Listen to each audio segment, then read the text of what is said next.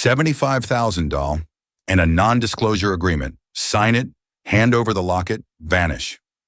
Julian's man didn't blink. Mia almost laughed, as if money could erase the fear blossoming in her chest. They had Doug, knew about Mom's memory, the bills, even the social worker sniffing around. Cheap shots from a billionaire bully. Here's the thing they didn't get. This wasn't about pride.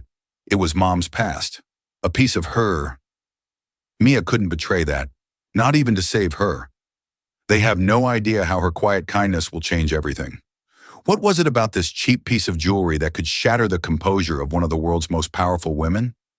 The answer would unravel a story of lost love, forced sacrifice, and a secret that money could never buy. Elena Nena moved through the world with a quiet, practiced authority. At 82, her posture was impeccable, her silver hair styled in a flawless chinois, and her eyes the color of a stormy sea missed nothing. Tonight she was dining at Aria, San Francisco's most exclusive restaurant, a place where the tasting menu cost more than the monthly rent for most of the city's inhabitants.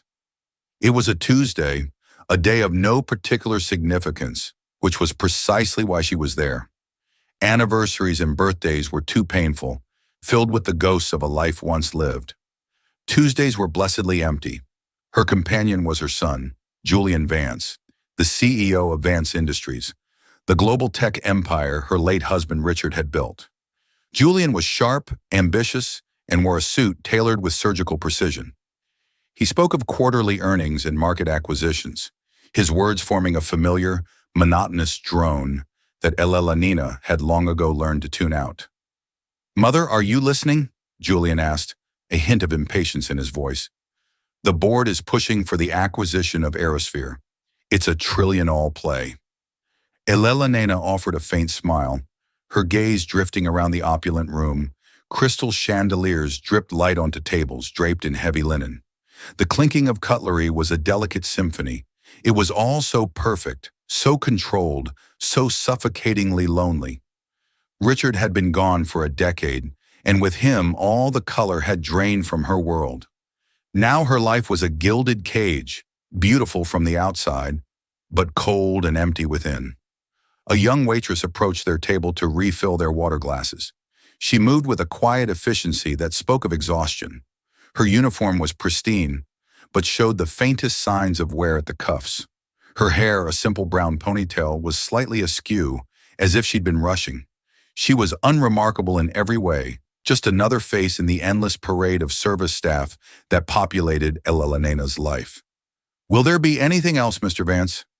"Mrs. Vance," the waitress asked, her voice soft but clear. Julian dismissed her with a wave of his hand, already engrossed in his phone. But Elena's eyes were not on the waitress's face. They were fixed on her neck. Peeking from the collar of her uniform was a silver chain. It was thin and delicate, the kind of thing a young girl might wear. But it was the pendant that made Elena's breath catch in her throat. It was a starburst locket, its silver slightly tarnished with age. At its very center, where the rays of the star converged, was a tiny deep blue sapphire, no bigger than a pinhead. Time stopped. The murmur of the restaurant faded into a dull roar in Elena's ears. Her heart began to pound against her ribs, a frantic, painful rhythm. It couldn't be. After all these years, it simply couldn't be. There were millions of lockets in the world, but not like this one. This one was unique. She knew every groove, every imperfection in the hand-engraved rays. She knew the feel of its cool metal against her skin. She had designed it herself. "Mother, what is it? You look pale," Julian said, finally looking up from his screen. Eleanor didn't hear him, her vision tunneled, focusing solely on the locket. A torrent of memories locked away for half a century broke free. A summer of stolen glances, the scent of oil paints and turpentine, the weight of a forbidden love, and the gut-wrenching pain of a choice she was forced to make. The waitress, sensing the older woman's intense stare, shifted uncomfortably. She tucked the locket further into her collar, a subconscious, protective gesture. But it was too late. Elena had seen it. A sound escaped her lips, a choked, agonizing sob that was utterly alien in the refined atmosphere of Aria. Her manicured hand flew to her mouth, her eyes wide with a mixture of disbelief and profound, soul-deep grief. Tears, hot and unstoppable, streamed down her perfectly powdered cheeks, carving paths through the mask of composure she had worn for decades. "That locket," she whispered, her voice trembling, her finger pointing with a shaky hand. "Where? Where did you get that locket?" The entire restaurant seemed to fall silent. Julian stared dumbfounded at his mother's unprecedented emotional breakdown. The young waitress, whose name tag read Mia, looked from the weeping billionaire to the locket at her neck, her face a canvas of confusion and alarm. Elena Vance, the matriarch of a financial dynasty, a woman who had faced down hostile takeovers and buried a husband without shedding a public tear, was crying, not with quiet dignity, but with the raw, heart-shattering anguish of a long-lost hope that had just impossibly reappeared. The scene at table 7 sent a ripple of consternation through Arya. The maître, a man named Jean-Pierre, who prided himself on orchestrating flawless evenings, hurried over his face a mask of professional concern. "Is everything all right, Mrs. Vance?" he inquired, his voice a low, soothing murmur. Julian, recovering from his shock, quickly took control. "My mother is just feeling a bit unwell. A momentary episode. We'll be fine." He shot a sharp, dismissive glare at the waitress. "Mia, you can go." But Elena's hand shot out her grip, surprisingly strong as she latched onto Mia's arm. "No, don't go, please," she pleaded, her voice thick with tears. "That locket, I must know about it." Mia stood frozen, a deer in the headlights. The attention of the entire room was on her. She was acutely aware of her worn shoes, the pen stain on her apron, and the immense, unbridgeable gulf between her world and that of the woman holding her arm. It was my mother's." Mia stammered, her voice barely a whisper. "She gave it to me." "Your mother?" Elena's eyes searched Mia's face, looking for a resemblance, a clue, anything. "What is her name? Where is she?" Julian intervened, his tone firm. "Mother, this is hardly the time or place. You're causing a scene."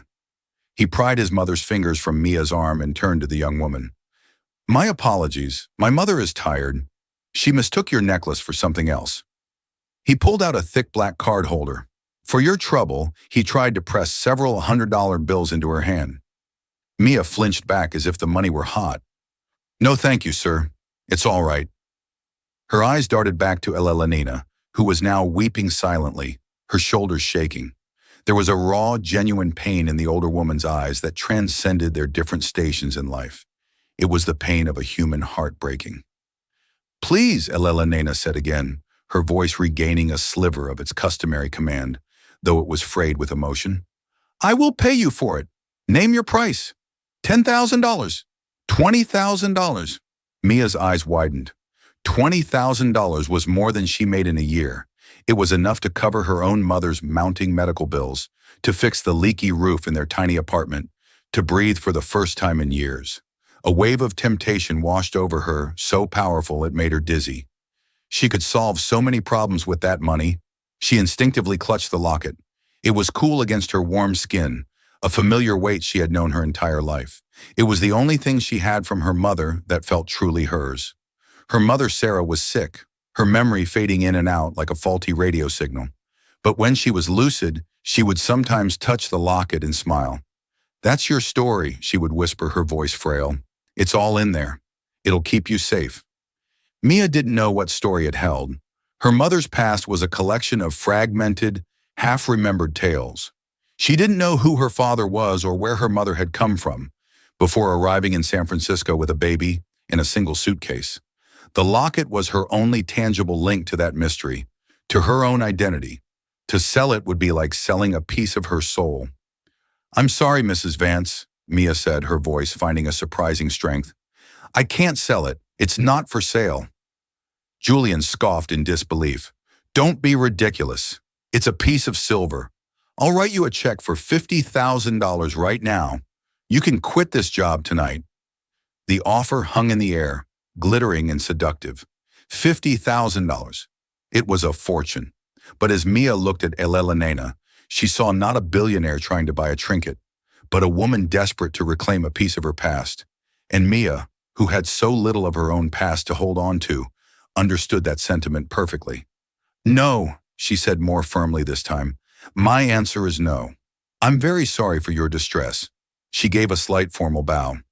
"If you'll excuse me, I need to get back to my work." With that, she turned and walked away, her heart hammering in her chest.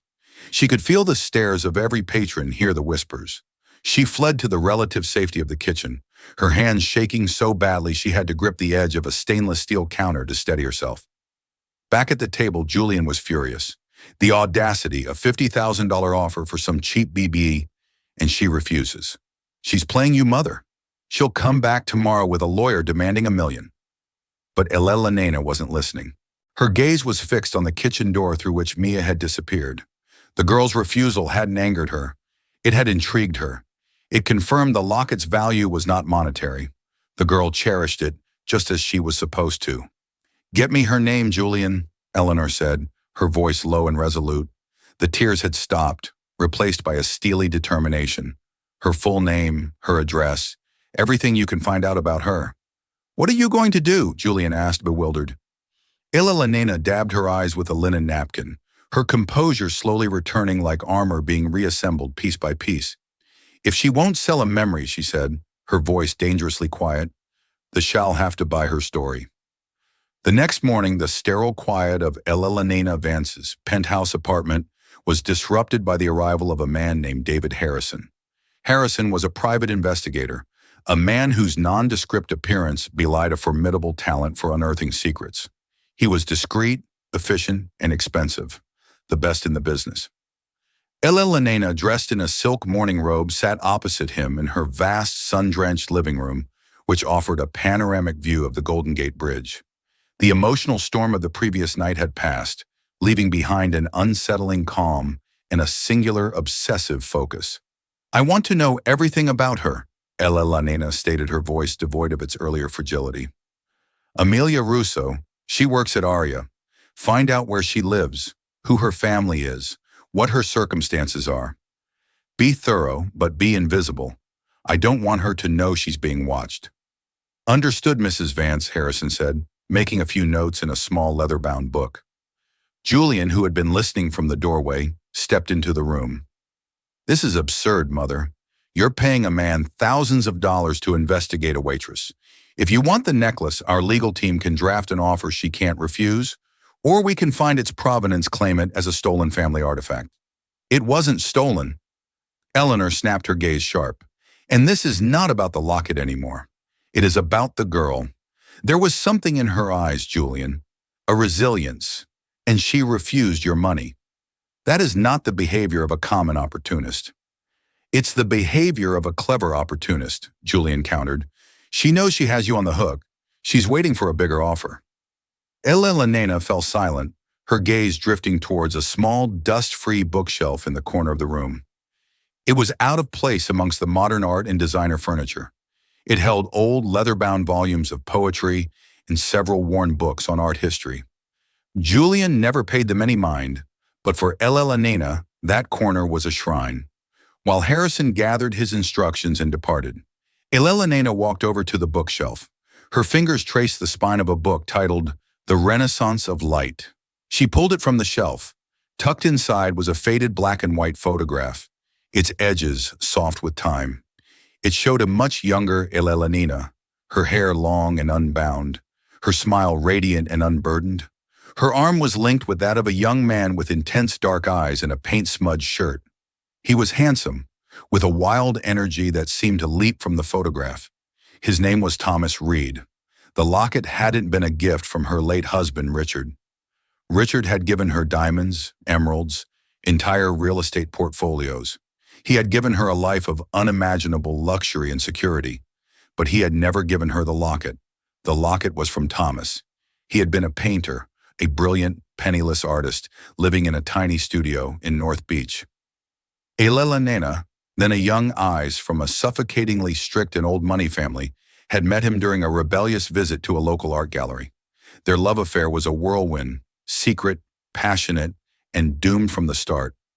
Her parents would never have approved of a match so far beneath her station. Thomas had crafted the locket himself, melting down his grandfather's silver cufflinks. He had hammered and shaped the metal engraving, the starburst pattern with his own tools. The tiny sapphire he'd told her he'd traded a painting for. "It's the color of your eyes when you look at my art," he'd said, his voice full of a sincerity that Richard, for all his power, could never muster. Their love had a consequence. A baby, a daughter. The memory still had the power to steal her breath. Her parents had been furious, their disappointment a cold, crushing weight.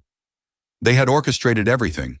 She was sent away to a private clinic in a remote part of the state. Thomas was threatened, paid off, and told to disappear from her life forever. He had tried to fight it, but he was no match for the power and influence of her family. Elena was allowed to hold her baby only once, a beautiful, perfect little girl. Before the agency took her, Elena had pressed the starburst locket into the infant's swaddling clothes, a desperate, silent promise that she would one day find her. She named her Lily, but her parents had covered their tracks too well. The adoption was sealed anonymous. By the time Elena was free from her family's control, married to the kind and powerful Richard Vance, who offered her a respectable escape, all trails to her daughter had gone cold. She had hired investigators over the years, but they had found nothing. Eventually, the pain became a dull, constant ache, a ghost she learned to live with until last night, seeing that locket had ripped open the 50-year-old wound.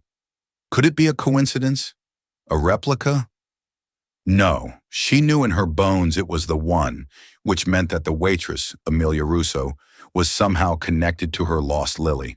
The intercom buzzed, pulling her from her reverie. "Mrs. Advance, Mr. Harrison is on the line. He says he has some preliminary information of interest."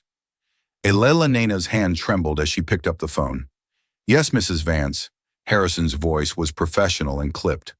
"Amelia Russo lives at 14B Orchard Street in the Mission District. She's the sole caregiver for her mother, Sarah Russo. I'm looking into Sarah now.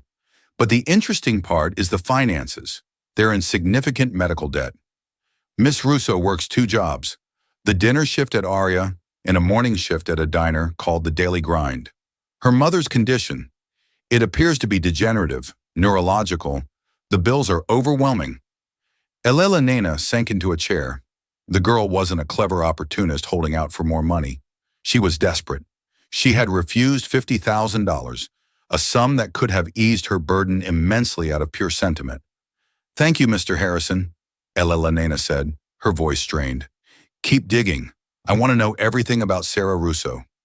She hung up the phone, her mind racing. Sarah?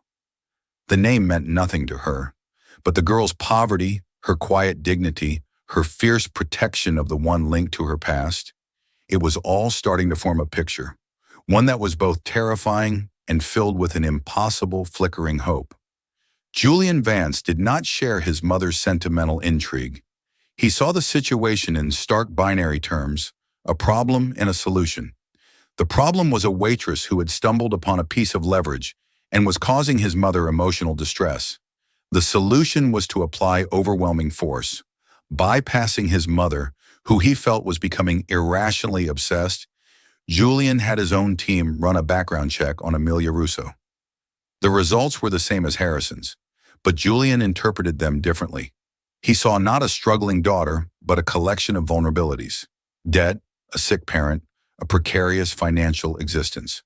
These were levers to be pulled. 2 days after the incident at Ariamia was finishing her shift at the Daily Grind, her second job. It was a greasy spoon diner, a world away from the refined elegance of Aria. Her feet ached, and the smell of bacon grease clung to her clothes. All she wanted was to go home, check on her mother, and fall into bed. As she stepped out into the drizzly afternoon, a sleek black car pulled up to the curb, its tinted windows humming down. A man in a suit, not Julian, but clearly one of his lieutenants, got out. "Miss Russo," he said, his tone polite but firm. "Mr. Julian Vance would like a word with you." Mia's heart sank. She had been dreading this. "I'm sorry, I'm really tired. I have to get home." "It will only take a moment," the man insisted, gesturing to the open car door. It was not a request. Reluctantly, Mia slid into the plush leather interior. Julian Vance sat opposite her, his laptop open, his face illuminated by the screen's glow. He didn't look up for a full minute, a deliberate power play that made Mia feel small and insignificant. "Miss Russo," he finally said, closing the laptop, "I'll be direct. My mother has developed a fixation on your necklace. It is unhealthy. I want to put an end to it." "I already told your mother it's not for sale," Mia said, clutching her bag. "Everything is for sale," Julian countered smoothly. "You're simply negotiating. It's a bold strategy, I'll admit, refusing the initial offer to drive up the price. But the game is over." He slid a thick envelope across the seat. Inside is a check for $75,000 and a non-disclosure agreement. "You sign the paper, you give us the locket, and you never contact my mother or any member of my family again. You also, of course, resign from your position at Arya." Mia stared at the envelope. $75,000. The number was even more staggering than the last, but the way he presented it felt like an insult, a transaction stripping all emotion from the equation. "It's not about the money," she insisted, her voice shaking slightly. "It has sentimental value." Julian let out a short, humoral laugh. "Sentimental value doesn't pay for oncology specialists at UCSF Medical Center, does it? Or for the experimental drug trials for early-onset Alzheimer's. We know about your mother, Sarah. We know about the debt collectors. We know that the social worker misses. Albright is considering moving your mother into a state-run facility because you can no longer provide adequate care." Mia felt the blood drain from her face. They had dug into her life, into the most painful private corners of her existence. They had taken her struggle and turned it into a weapon to use against her. It felt violating, cruel. "How dare you," she whispered, a mixture of fear and fury rising in her. "This is not a threat, Miss Russo. It's an observation of fact," Julian said, his voice cold as ice. "I am offering you a lifeline. That money can secure the best care for your mother. It can give you a life free from the constant anxiety of debt. All for a piece of metal. It's a logical, practical choice." He was twisting the knife, framing her love for her mother against her attachment to the locket. He was making her feel selfish for holding on to the one thing that gave her a sense of history. Tears welled in her eyes, but she fought them back. She would not cry in front of this man. She thought of her mother, of the fear in her eyes during her bad days and the brief, beautiful moments of clarity. This locket was part of that part of her. "The answer is still no," Mia said, her voice trembling but resolute. "What you are doing is monstrous. Please just leave me alone." Julian's expression hardened. The veneer of corporate civility vanished, replaced by undisguised contempt. "Fine, have it your way. But understand this, my family has resources. We can make things difficult. Landlords can be persuaded to terminate leases. Employers can be convinced that a certain employee is a source of disruption. You are a fly buzzing around an elephant, Miss Russo. I strongly suggest you stop before you get swatted." The threat hung in the air, heavy and suffocating. The driver opened her door. Mia scrambled out of the car, her legs unsteady. The black sedan sped away, leaving her standing on the wet pavement, shaken and terrified. She ran all the way home, bursting into her small, cramped apartment. Her mother, Sarah, was sitting by the window, looking out at the rain. Today was one of her better days. "Mia, honey, you're soaked," Sarah said, her voice gentle. "What's wrong? You look like you've seen a ghost." Mia collapsed onto the sofa, finally letting the tears come. She told her mother everything the billionaire at the restaurant, the emotional breakdown, the aggressive son, the offers of money, the threats. Sarah listened patiently, her expression growing sad. She reached out and took Mia's hand, her fingers frail and cool. Her eyes went to the locket around Mia's tall mane neck. "They want it that badly," Sarah murmured more to herself than to Mia. "I don't understand why," Mia sobbed. "Why is it so important to them?" Sarah's gaze became distant, her mind drifting through the fog of her illness. "He made it for the girl with eyes like the sea," she whispered. The words disconnected a fragment of a memory, a star to guide her home before they sent her away. Mia frowned, confused. "What, Mom? Who sent who away?" But the moment of clarity was gone. Sarah's eyes glazed over. She smiled vaguely and began to hum a tune that had no melody. Mia's heart ached. The cryptic words were just another piece of the puzzle of her mother's past, a puzzle that was becoming more complex and dangerous by the day. She held the locket tightly. It was no longer just a keepsake. It was the center of a storm, and she was trapped within it. Julian's aggressive tactics had the opposite of their intended effect. When Elena learned from a distraught Jean-Pierre that Mia had been dismissed from her job at Aria, at Julian's insistence she was incandescent with fury, she summoned Julia to her penthouse. For the first time in years, he saw not a frail, aging mother, but the formidable woman who had stood beside his father as he built an empire. "How dare you?" she demanded, her voice dangerously low. "How dare you use the power and wealth of this family to bully a young woman who has done nothing but work for an honest living? You threatened her. You had her fired." "I was protecting you," Julian retorted, standing his ground. "You were becoming obsessed, emotional. She's a nobody, a grifter looking for a payday." "I solved the problem." "You are the problem, Julian." Eleanor said, her disappointment a palpable force in the room. "You see the world as a series of transactions. You see people as assets or liabilities. You have your father's business sense, but you have none of his heart. Leave. I will handle this myself. From now on, you will stay away from Amelia Russo." After Julian departed, his face a thunderous mask of indignation, Elena felt a profound sense of isolation. Her own son was a stranger to her, a man molded by the very wealth she now found so meaningless. She called David Harrison.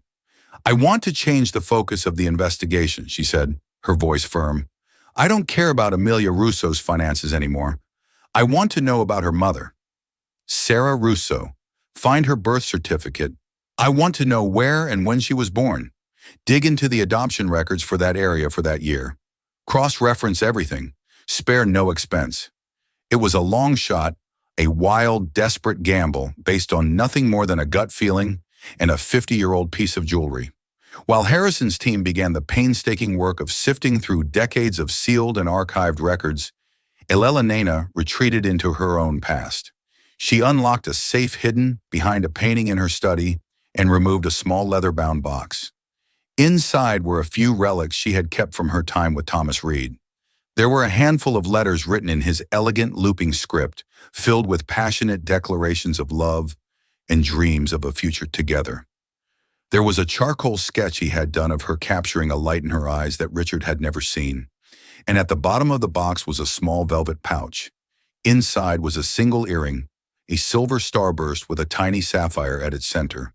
It was the matching piece to the locket. Thomas had only had enough silver for 1.5 pairs. He'd given her the locket and one earring, keeping the other for himself as a promise. A promise to find her and their child. A promise he was never able to keep. She clutched the earring, the sharp points digging into her palm. The memories were so vivid, so painful. The sterile white room of the clinic, the condescending pity in the nurse's eyes, the crushing weight of her parents' decision presented as an inescapable reality. "It's for the best, Elena. The child will have a good life with a proper family. You will forget. You will move on." But she had never forgotten. Not for a single day. The ghost of her daughter Lily had haunted the periphery of her life, a constant silent presence. Days turned into a week. Elena barely ate her mind, consumed by the past and the desperate hope for the future. Then the call came. Mrs. Vance, David Harrison's voice was different. The professional detachment was gone, replaced by something that sounded like awe. "We found it. It took leveraging every contact I have and a court order from a very friendly judge, but we unsealed the records." Elena held her breath, her knuckles white as she gripped the phone. Sarah Russo was born on October 12, 1973 at St. Jude's Mercy Home for unwed mothers in Monterey County. Harrison said she was placed for adoption a day later. Her birth author is listed on the original sealed certificate. He paused. "The name on the certificate is Elena Marguerite Chadwick." Chadwick, it was her maiden name. The world tilted on its axis. The air rushed from Elena's lungs. It was true, it wasn't a coincidence. It wasn't a delusion. It was real. Sarah Russo was her Lily. The waitress, the quiet, resilient young woman named Amelia, was her granddaughter. Mrs. Vance, are you still there? Harrison's voice was full of concern. Yes, Elena whispered, tears blurring the panoramic view from her window into a smear of blue and gold. Yes, I'm here. A lifetime of grief and longing crested within her, not as a wave of sorrow, but as a tidal wave of impossible, earth-shattering joy. She had found her. After 50 years of searching, a waitress in a restaurant had unknowingly brought her daughter back to her. There's more, Harrison said gently. I looked into Sarah's adoptive parents. They were a kind, working-class couple. They passed away when Sarah was a teenager. She had a difficult life, and there's no record of Amelia's father. The birth certificate lists him as unknown. It explains so much why Sarah was alone, why they were struggling. Her daughter had lived a life of hardship, a world away from the gilded cage Elena inhabited. And now she was sick, her memory fading, her fierce protective instinct, the maternal love she had been forced to suppress for 50 years, roared to life.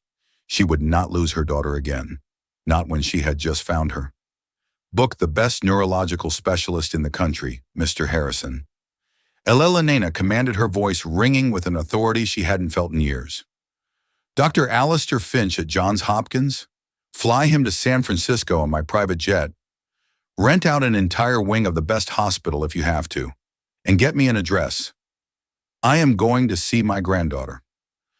For Mia, the world had become a landscape of fear. Julian Vance's threats echoed in her mind. Her manager at the Daily Grind had started treating her coldly, cutting her hours. She knew it was only a matter of time before she lost that job, too. The letter from the landlord about a building-wide rent increase that seemed to apply only to her felt like another turn of the screw. She was being squeezed systematically and silently by a force she couldn't fight. Her mother's condition was worsening. The moments of lucidity were fewer and farther between. Mia spent her days terrified, feeling the walls closing in. The $75,000 she had refused now seemed like a foolish, prideful mistake. What was a piece of jewelry compared to her mother's well-being? One afternoon, as she was helping her mother with her lunch, Sarah's eyes suddenly cleared. She looked at Mia with a focus that had become heartbreakingly rare. Mia, she said, her voice weak but clear. The locket. Let me see it. Surprised, Mia took it off and placed it in her mother's palm. Sarah's frail fingers traced the starburst pattern just as Eleanor's had in her memories. My mother gave this to me, Sarah whispered. Not the woman who raised me, my real mother. I never met her. They told me she was very young, and her family was very powerful. They made her give me away. Mia leaned in her heart, pounding. Her mother had never spoken of this so clearly before. What else, Mom? What did they tell you? Just that she loved me, Sarah said, a tear rolling down her cheek. She left this for me. The nurse at the home, she made sure I got it. She said my mother called me Lily. She said the locket was a star to guide me. Her voice trailed off the effort of remembering, exhausting her. There's something inside. Did you ever look? Mia's breath hitched. She had tried to open the locket 1,000 times as a child, but it was stuck. The clasp fused shut by age. She had always assumed it was empty. It's jammed, Mom. It never opens. There's a trick, Sarah murmured, her eyelids fluttering. A little notch on the third ray. From the top. Mia's hands trembled as she took the locket. She examined it closely, her fingers searching, and there it was, a tiny, almost invisible indentation on one of the engraved rays. Using her fingernails, she pressed down hard on the spot. There was a faint click. The locket sprang open. Mia gasped. Tucked inside the two halves were two tiny, perfectly preserved secrets. On one side, protected by a sliver of glass, was a minuscule faded photograph. It was a picture of a young woman with a radiant smile and eyes the color of the sea. The same woman from the restaurant, but decades younger. Eleanor Vance. On the other side, engraved in a delicate, swirling script, were 4 words for Lily. Find me. Mia stared her mind, struggling to process the impossible truth. The woman from the restaurant. Her name was Elena. The name on her mother's original birth certificate was Elena. The nurse had said her mother called her Lily. For Lily. Find me. Her mother Sarah was Lily, and the billionaire Elena. Vance was her grandmother. The realization crashed over her with the force of a physical blow, the obsession with the locket, the offers of money, the tears. It wasn't about an object. It was about a person. It was about her mother.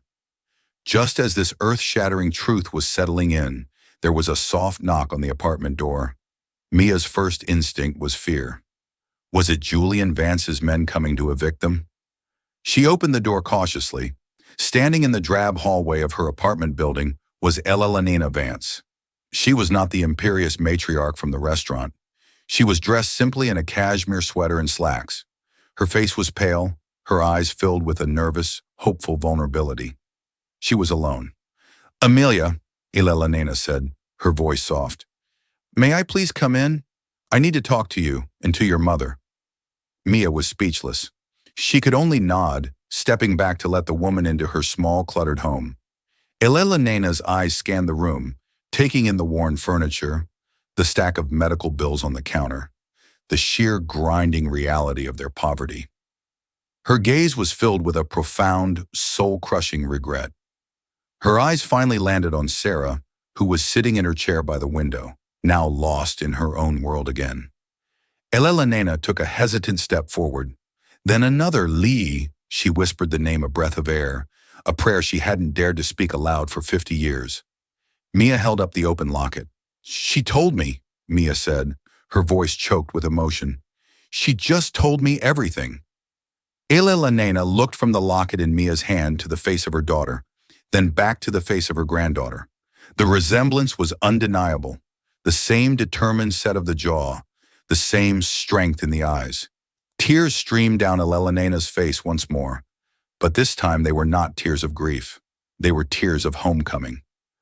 "I found you," Elena breathed, her voice breaking. "Oh, my darling girl, after all this time, I finally found you." She reached out, not for the locket, but for Mia's hand, her touch gentle and warm. The gulf between the billionaire and the waitress vanished, erased by a truth that had been hidden in a silver starburst for half a century. The air in the small apartment was thick with the weight of 50 years. It was a sacred space, a bubble of time where past and present had finally converged. Elena knelt by Sarah's chair. Her manicured fingers, which had signed billion-dollar contracts, now trembled as they gently stroked the hair of the daughter she had only ever held in her memory. She whispered the name Lily, a soft, rhythmic chant, as if the sound itself could bridge the chasm of their lost decades. For a fleeting moment, Sarah's clouded eyes seemed to focus on her, and she leaned into the touch, a deep instinctual comfort overriding the fog of her illness. Mia stood a few feet away, the open locket still warm in her hand. The world had tilted its colors, shifting into new, unrecognizable hues. She was no longer just mere Russo, the perpetually exhausted waitress swimming against a tide of debt. She was Amelia, the granddaughter of Elena Vance, the living link between a painful secret past and a future she couldn't begin to comprehend. The revelation was a dizzying mix of shock relief and a profound, bone-deep sorrow for the life her mother could have had. She looked at the two women, a tableau of reunion so raw and powerful it felt like a dream, and her own tears began to fall silently. This fragile, holy moment was shattered by a sound from the hallway. Heavy, purposeful footsteps followed by a sharp, authoritative rap on the door that was less a knock and more a demand. Mia flinched, her fear of Julian Vance and his shadowy influence rushing back. Before she could move, the door was pushed open with enough force to make it bang against the wall. Julian Vance stood on the threshold, his face a mask of cold, controlled fury. He was flanked by two broad-shouldered men in dark, impeccably tailored suits, their presence instantly sucking the warmth from the room. They were not bodyguards. They were instruments of power, men who solved problems with quiet, unshakable efficiency. Julian's eyes swept across the scene, his gaze dripping with contempt. He noted his mother kneeling on the floor of this squalid apartment, the sick woman in the chair, and Mia, whom he saw as the architect of this whole charade. "I knew it," he spat the word, slicing through the quiet room. He strode forward, his expensive leather shoes scuffing on the worn linoleum. "I knew you were a predator. It's a masterful performance. I'll give you that. You find a lonely old woman, discover some obscure detail of her past, and then you weave this elaborate, pathetic fantasy. He stopped directly in front of Mia, towering over her. How much did it take to convince her 100,000 too? What's the going rate for a fabricated family history these days? Mia shrank back, intimidated, but also ignited by a spark of defiance. You don't understand, she began, her voice barely a whisper. Oh, I understand perfectly, Julian interrupted, his voice dangerously low. I understand that my mother is vulnerable, and you are a parasite who has attached herself to this family's wealth. Well, the game is over. He turned to his mother. Mother, we are leaving now. These men will handle this transaction. They will retrieve your property and ensure Miss Russo understands the legal consequences of extortion. He nodded sharply at one of the men who took a step towards Mia, his hand outstretched for the locket. They will do no such thing. Julian! Elena's voice cut through the air like a shard of ice. She rose to her feet with a grace that defied her age, planting herself firmly between Julian's man and Mia. She was no longer the weeping, fragile woman from the restaurant or the remorseful mother on her knees. She was Elena Vance, the matriarch, and her eyes blazed with a protective fire Julian had not seen since his father's funeral. This is not a transaction, she declared, her voice ringing with absolute authority. And this, she said, gesturing to Mia, is not a parasite. This is my granddaughter, Amelia, and this woman. Her voice broke with emotion as she pointed to Sarah, is my daughter. My daughter, Lily. Julian let out a sharp, incredulous laugh. Daughter, granddaughter, mother, listen to yourself. You are unwell. This porrer has poisoned your mind. You have never in my entire life mentioned a lost daughter, because I was made to feel ashamed. Elena's voice boomed, startling them all with its power. Because my parents, your grandparents, decided that the family name was more important than a baby girl. They cared more for appearances and their social standing than for their own child's heart.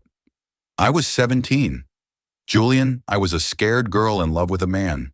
They deemed unsuitable and they tore my life apart. They sent me away.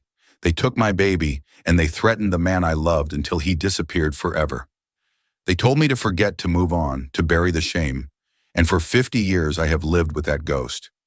She took a step closer to her son, her gaze unwavering. You are just like them. You see a problem and you throw money or threats at it. You cannot fathom that something's value could be anything other than monetary. You look at Amelia and you see a poor waitress. I look at her and I see a young woman with more integrity and love in her heart than you have ever shown. I offered her a fortune, Julian, a life-changing sum of money that could have solved every one of her problems. And she refused. She refused because this locket, my locket, the one I placed in my daughter's blanket, meant more to her than all the money in the world. Elena's gaze was relentless. You tried to destroy her. You had her fired. You threatened her housing. Used the full weight of the Vance name to crush a girl who had nothing. And still, she protected her mother's only keepsake. She protected my daughter's legacy without even knowing what it was. Silence descended thick and heavy. Julian stared at his mother, the absolute conviction in her voice, shaking the very foundations of his reality. Mia, emboldened by Elena's defense, held up her hand, the locket open in her palm. The light from the window caught the tiny faded photograph of the young, smiling Elena. Julian's eyes were drawn to it, to the undeniable proof. He saw the face of his mother before she was his mother, a girl full of a light he had never known. He saw the inscription for Lily, "Find me," his carefully ordered world, a world of spreadsheets and market values, of clear wins and losses fractured. The cold logic that had been his armor for so long shattered against the irrefutable truth of this emotional, messy human story. He looked from the locket to Mia, and for the first time he didn't see a porpa. He saw a young woman with his mother's eyes. He looked at the frail, sick woman in the chair and saw not a prop in a scam, but his aunt, a member of his family who had lived a life of hardship while he had lived in unimaginable privilege. The magnitude of the family secret of the injustice hit him with the force of a physical blow. His entire identity was built on a lie of omission. The fury drained from his face, replaced by a ghastly pallor. The arrogance in his posture collapsed, leaving him looking suddenly younger and lost. He started, but no words came. What could he say? He had been monstrous. He had wielded his power with cruelty, all in the name of a truth that was utterly false. Shame of foreign and corrosive emotion burned in his gut. He couldn't bear to look at his mother's disappointed face or at the quiet dignity of the girl he had tried to break. Without another word, he turned on his heel and walked stiffly out of the apartment. He brushed past his confused men, leaving them in the doorway. "Go," Elena commanded them, her voice quiet but firm. They glanced at each other, then retreated, closing the door softly behind them, sealing the new family within the quiet walls of the apartment. The storm had passed. In the ensuing silence, Mia finally let out a shuddering breath she didn't realize she'd been holding. Eleanor came to her, taking the locket and Mia's hand in her own. "He will come around," she said, though her voice lacked conviction. "Or he won't. It doesn't matter. What matters is us now." With a newfound purpose, Elena pulled out her phone. She made a call, her voice a calm, commanding force that Mia now understood could move mountains. "This is Elena Vance. I need Dr. Alistair Finch. I don't care what his schedule is. My private jet is on the tarmac at SFO. I want him in this city by morning, ready to see a patient. Yes, cost is no object. Make it happen." She hung up and turned to Mia, her eyes soft with a century of unshed tears. "Your mother will have the best care. You will have a home, a real home. You will never have to work 2 jobs again unless you choose to. You can go to school, travel, anything. The world is yours now, Amelia." Mia could only shake her head, overwhelmed. "I don't know what to say." "You don't have to say anything," Elena said gently. She looked down at the locket, tracing the starburst with her finger. "Your grandfather made this," she whispered, giving Mia the final piece of her story. "His name was Thomas Reed. He was a brilliant painter, and he had the kindest soul I have ever known. He would have loved you so fiercely." Elena looked over at Sarah, who had drifted into a peaceful sleep, a real family. After a lifetime of loneliness in a palace of gold, Elena had finally found her home in a cramped 2-room apartment with a daughter lost to time and a granddaughter she never knew she had.